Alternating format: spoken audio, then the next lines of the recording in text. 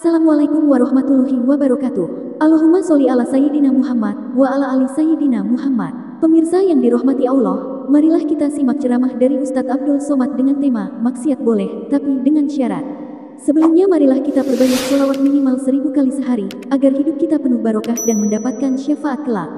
Jangan lupa berikan dukungan kepada channel kami, dengan memberikan super thanks seikhlasnya. Marilah kita doakan semoga Ustadz Abdul Somad sekeluarga dan para penonton YouTube ini diberikan kesehatan dan diberikan kebahagiaan dunia dan akhirat.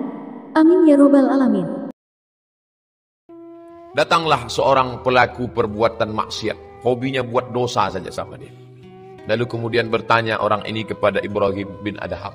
Wahai Tuan Ibrahim bin Adham, ya, bolehkah aku melakukan perbuatan maksiat? Kata Ibrahim bin Adham, boleh. Loh, kok boleh? Bisyurut, boleh bersyarat. Dalam kurung, syarat dan ketentuan berlaku. Apa syaratnya Ibrahim? An takhtabi fi makanin la yarakallahu fihi. Kau cari tempat yang kira-kira Allah tidak melihat. Beratlah kalau begitu. Di mana tempat yang Allah tak menengok kita? Orang banyak malu kepada manusia. Malu ketahuan ngupil. Ngupil bukan dosa. Apa ngupil itu Pak Ustaz? Mencongkel tai hidung. Tunjukkan saya kitab fikih yang mengatakan ngupil haram. Belum ada lagi. Tapi malu lebih tinggi. Bayangkan kalau ada orang ngorek hidung, diliput oleh 10 TV swasta. Ditonton di seluruh Indonesia. Tiba-tiba ada yang mengirimkan ke WA. Ustaz tadi ngupil ya? Kok kalian tahu? Ini siaran live-nya Pak Ustaz. Malu. Malu kepada manusia. Bagaimana malu kepada Allah Subhanahu wa ta'ala. Makanya kalau ada orang takut buat dosa, kenapa? Saya takut karena masuk neraka. Tak salah, hebat. Takut masuk buat dosa, kenapa? Karena takut nanti amal ini hilang. Kalau saya aniaya orang, nanti dosa bertumbuh bertambah. Nanti perbuatan ini akan menghilangkan perbuatan baik saya. Tak salah. Tapi ada yang lebih hebat. Apa dia? Merasa dimanapun dia diperhatikan Allah Subhanahu wa ta'ala.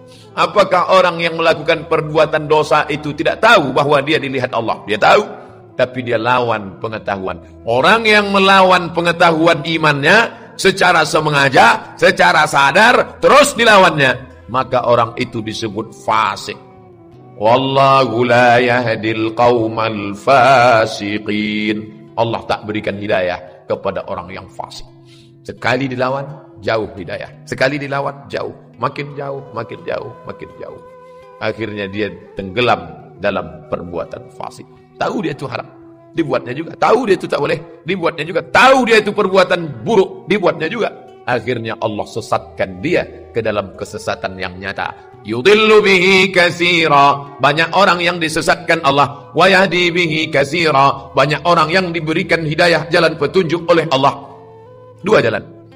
Jalan hidayah kanan, jalan fasik kiri. Pilihlah. Berada di simpang jalan.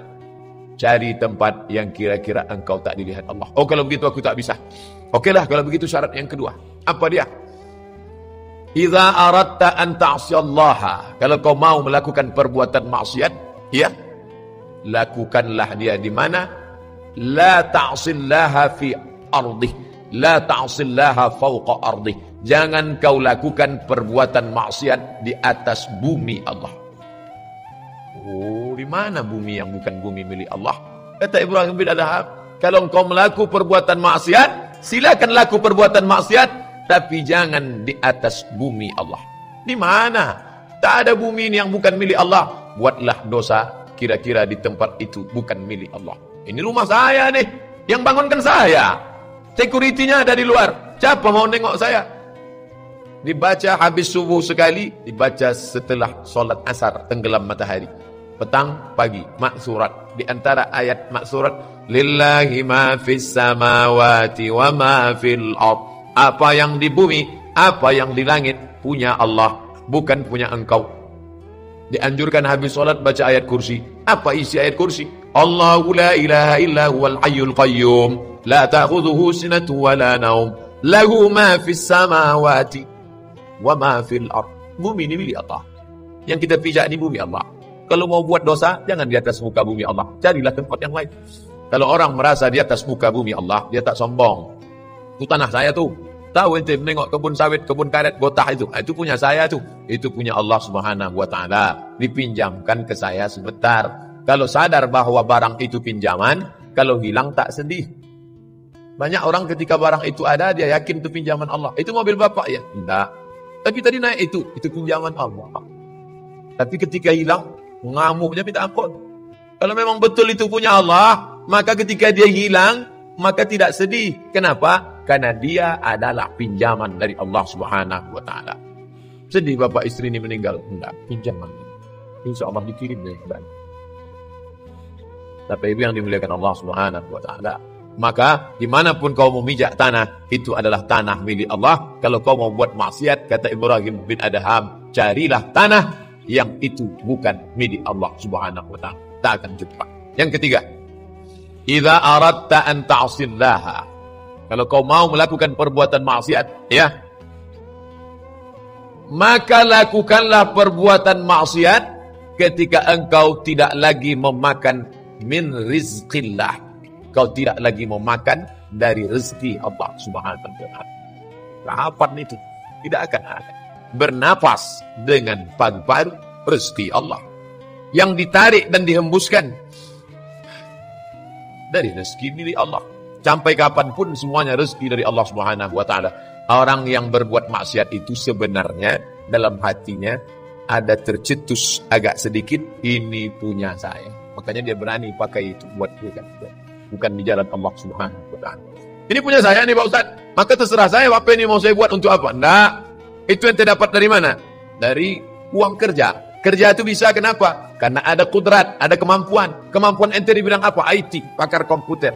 Eskom, sarjana komputer. Kenapa bisa bekerja? Kenapa kelingking ini bisa bergerak? Berapa banyak orang sekarang tak bisa menggerakkan kelingking? Hanya menggerakkan kelingking pun tak bisa. Sebaliknya pula ada yang bergerak-gerak tak bisa berhenti. Sudah kehilangan kontrol. Sedikit saja urat saraf itu digeserkan Allah Ta'ala. Mana kuasa kita? Makanya kita tadi selesai sholat tak takabur. Kita tidak merasa ini punya kita, tapi ini punya Allah. Maka kita katakan selesai sholat, la ilaha illallah wahdahu la syarikalah, lahul mulku wa lahul hamdu, yuhyi wa yumit, wa huwa ala kulli syai'in qadir. La ilaha illallah. Tidak ada daya kecuali karena Allah. Tidak ada upaya kecuali karena Allah. La tata'arraku dzarratu illa biiznillah. Tidak akan bergerak satu biji sawi pun kecuali karena kudrat dan iradat Allah Subhanahu wa taala. Kalau ada orang melawan bapaknya, kenapa kamu lawan? Saya tidak pernah ambil dari duit kamu, kata dia. Ada yang lebih parah.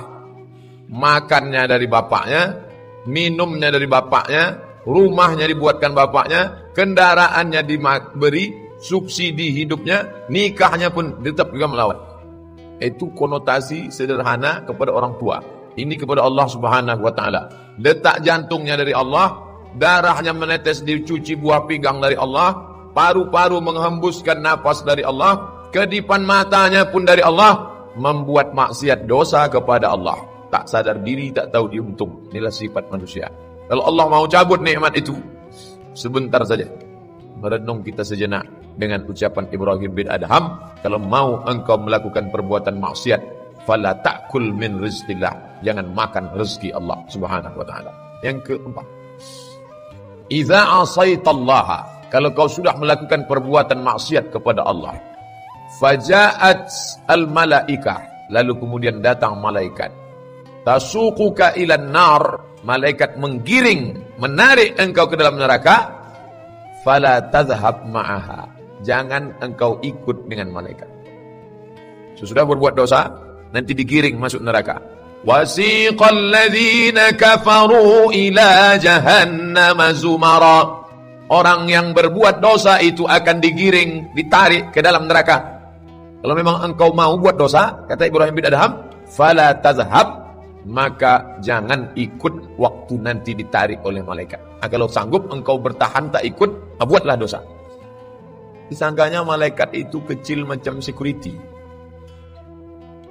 Sedangkan ditangkap security saja agak 2-3 ditarik tak tangguh puasa. Konon lagi malaikat mau menarik. Sebesar apa malaikat itu Pak Ustaz? Buka Quran. Uli ajnihatin, makhluk bersayap, masna 2, wa sulasa 3, wa ruba' 4. Dari satu sayap ke sayap yang satu, bainal masyriqi wal maghrib, antara timur dan barat. Makanya Nabi tidak pernah menengok Jibril dalam bentuk utuh di dunia. Kapan baru nampaknya Jibril itu dalam bentuk sempurna?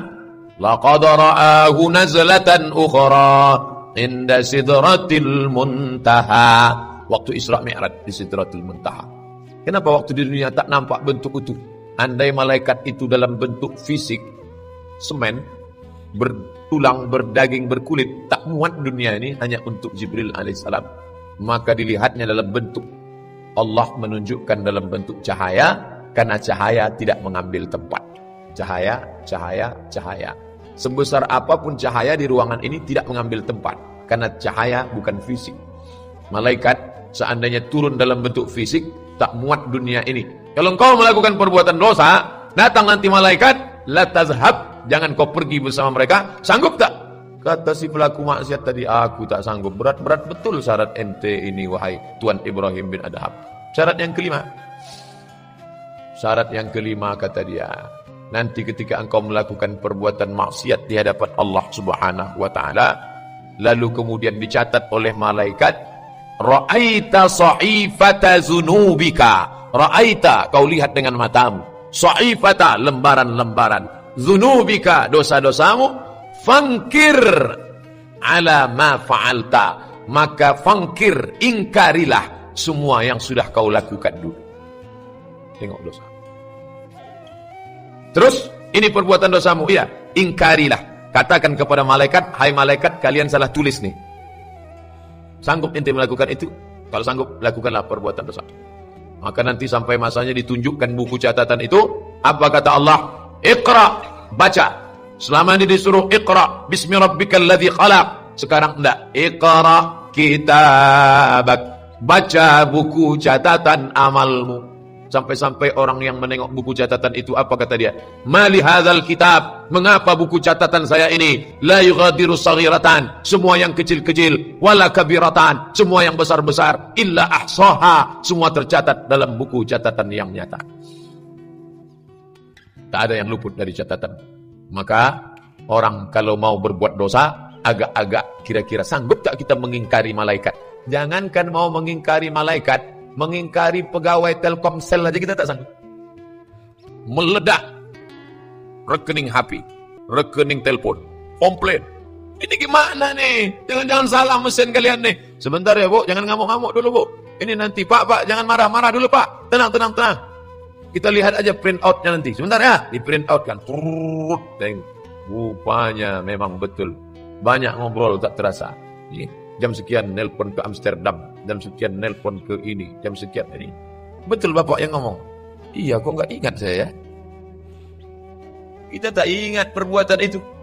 Bapak Ibu yang dimuliakan Allah Subhanahu wa taala, ketika kita tak ingat, tapi ada yang mengingat, ada yang mencatat. Katibin, kataba, menulis. Katibin, menulis. Nanti sampai masanya, wa kulla syai'in ahsaynahu fi imamin mubin. Semuanya kami hitung, semuanya kami catat dalam buku induk yang nyata. Besar sekali Pak Ustaz catatan itu nanti. Ya, berapa eksemplar? Wallahu a'lam bishawab. Dulu orang sulit untuk membayangkan sebesar apa buku catatan manusia. Sekarang mudah saja. Buku PDF bisa disimpan dalam flash disk, dalam eksternal 1 tera. Dulu 1 komputer 4 giga, kecil. Sekarang 1 eksternal flash disk bisa sampai hard disk eksternal bisa 1 tera, 1000 giga, bisa. Kenapa mustahil bagi Allah untuk menyimpan buku catatan kita? Dosa kecil yang dilakukan secara terus-menerus menjerumuskan orang. Orang tak pernah masuk ke dalam sumur tua karena nampaknya besar, tapi orang banyak jatuh terpeleset karena kerikil kecil dan karena kulit pisang. Karena dianggap itu tidak berbahaya. Justru yang kecil itulah yang menjerumuskan kita ke dalam azab Allah Subhanahu wa ta'ala.